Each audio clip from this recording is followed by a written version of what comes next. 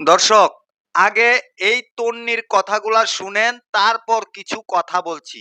Doctor Shafiqur রহমানের অবমাননাকর মন্তব্যের জন্য প্রচলিত ফৌজদারি ও সাইবার আইনে দ্রুত বিচার নিশ্চিত করা, নারী সমাজকে হেয় করার দায়ে তাকে অবিলম্বে প্রকাশ্যে ও নিঃশর্ত ক্ষমা চাইতে বাধ্য করা। বাংলাদেশ জামাতে ইসলামীর আমির ডক্টর শফিকুর রহমান এবং দলটির শীর্ষ নেতৃবৃন্দ বিভিন্ন সময় যেমন আল জাজিরায় দেওয়া সাক্ষাৎকার ও দলীয় দলিলে উল্লেখ করেছেন যে কোনো নারী রাষ্ট্রপ্রধান, প্রধানমন্ত্রী, রাষ্ট্রপতি, প্রধান বিচারপতি বা কোনো সংস্থার প্রধান হতে পারবে না।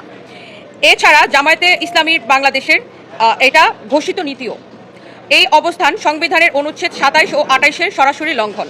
আরপিও অনুযায়ী কোনো দল যদি সংবিধানের মৌলিক কাঠামোর লিঙ্গ সমতা বিরুদ্ধে অবস্থান নেয়, তবে সে রাজনৈতিক দলের নিবন্ধন বাতিলযোগ্য।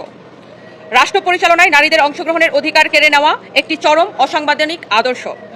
4. সুনির্দিষ্ট অভিযোগ, সম্প্রতি ডক্টর শফিকুর রহমান কর্তৃক নারীদের উদ্দেশ্যে প্রস্টিটিউট বা প্রতিতা শব্দ ব্যবহার এবং নারী নেতৃত্ব নিয়ে তাদের দলগত বিদ্বেষমূলক অবস্থান কেবল ব্যক্তিগত আক্রমণ নয়, বরং এটি বাংলাদেশের সমগ্র নারী সমাজের সাংবিধানিক অধিকার ও সম্ভ্রমের উপর সুপরিকল্পিত আঘাত।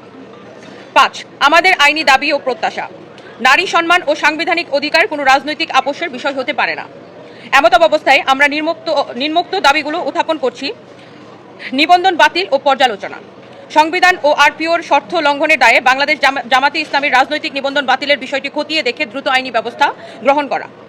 আইনগত ব্যবস্থা, ডক্টর শফিকুর রহমানের অবমাননাকর মন্তব্যের জন্য প্রচলিত ফৌজদারি ও সাইবার আইনে দ্রুত বিচার নিশ্চিত করা, প্রকাশ্যে ক্ষমা প্রার্থনা, নারী সমাজকে হেয় করার দায়ে তাকে অবিলম্বে প্রকাশ্যে ও নিঃশর্ত ক্ষমা চাইতে বাধ্য করা।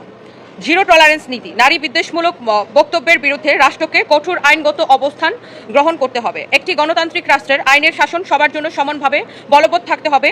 আমরা আপনার নেতৃত্বে এমন একটি বাংলাদেশ প্রত্যাশা করি, সদয় বিবেচনার এবং প্রয়োজনীয় ব্যবস্থা গ্রহণের প্রত্যাশায়। দর্শক, এই যে এই তন্নির কথাগুলা শুনেছেন, তারে আপনারা সবাই চিনেন। সে অনলাইনে বিভিন্ন অঙ্গভঙ্গিতে কিন্তু এসে তিনি মার্কেটিং করে সে কাপড় বিক্রি করে। দর্শক, তার একটা হাজবেন্ড ছিল, সে কয়েকদিন আগে মারা গেছে। তার হাজবেন্ডের দ্বারাই কিন্তু এই পর্যন্ত এসেছে এই তন্নি। কোটি কোটি টাকার মালিক হয়েছে শুধুমাত্র তার হাজবেন্ডের জন্য। আজকে জামাতের আমিরের পিছনে লাগছে। আচ্ছা, জামাতের আমিরের পায়ের যোগ্যতা আছে তার, এটা আপনারা কমেন্টে জানাবেন। কই জামাতের আমির আর কই তন্নি? দর্শক, ভিডিওটা সর্বোচ্চ শেয়ার করতে ভুলবেন না এবং সবাই কমেন্টে একটা করে কমেন্ট করে আপনারা আপনাদের মন্তব্য জানিয়ে যাবেন। ভিডিওটা সর্বোচ্চ শেয়ার করবেন। ভালো থাকবেন সবাই।